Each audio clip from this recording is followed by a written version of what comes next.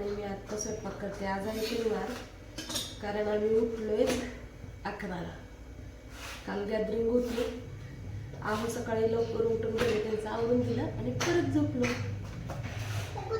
बिन तेलाचे फुलके बनवते.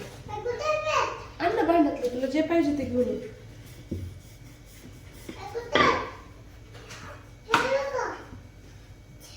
तू आता अजून मेकअप केला का?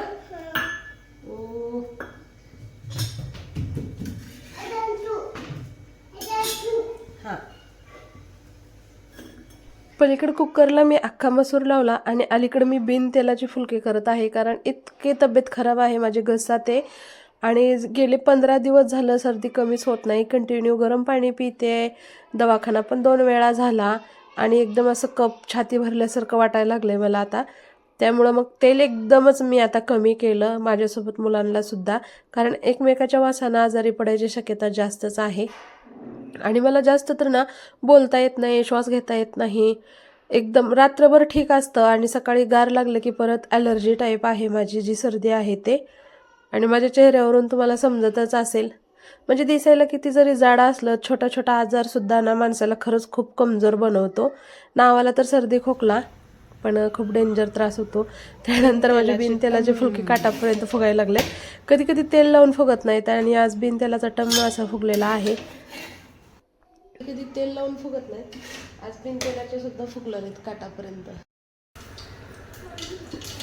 अख्खा मसूर भाजला.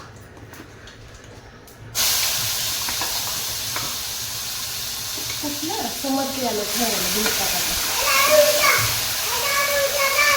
हा, मिक्सरच्या आवाजाने उठला का रे तू?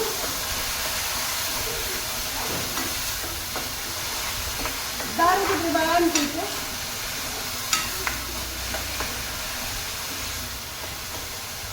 किलो दारूकडे आणते इथे.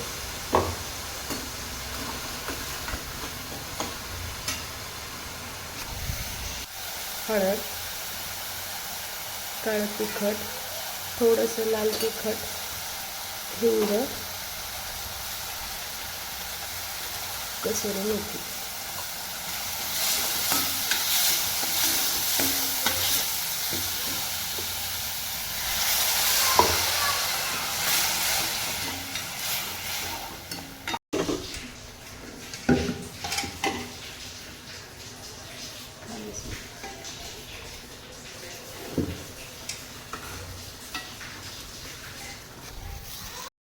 मस्त असा अख्खा मसूर आणि भातामध्ये मी अद्रक लसणाची फोडणी कोथिंबीरची टाकून बनवले.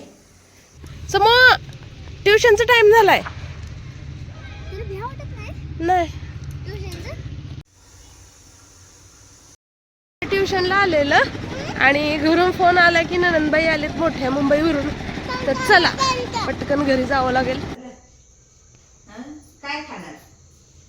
कधीपासून बोलते बाळा तुला मी? येते का मुंबई? नाही, पप्पा यायचे, माझा शहाजी यायचे मुंबईला. तू येतो नाही? तर माझ्या मोठ्या ननंदबाई आल्या होत्या, त्यांची 8:30ला ट्रेन होते, ते गेल्या मुंबईला. आणि संध्याकाळच्या जेवणामध्ये काय आहे दाखव. संध्याकाळच्या जेवणामध्ये आहे फुलके, अख्खा मसूर आणि भात. ते तिघालाही मी एकाच ताटात घेतले. आहे संडे, तर संडेसाठी माझं नियोजन आहे राजमा भिजवायचं. तर उद्याचा ब्लॉग तर खूप स्पेशल असणार आहे. अगोदर मी धुवून घेते आणि परत राजमा भिजवते.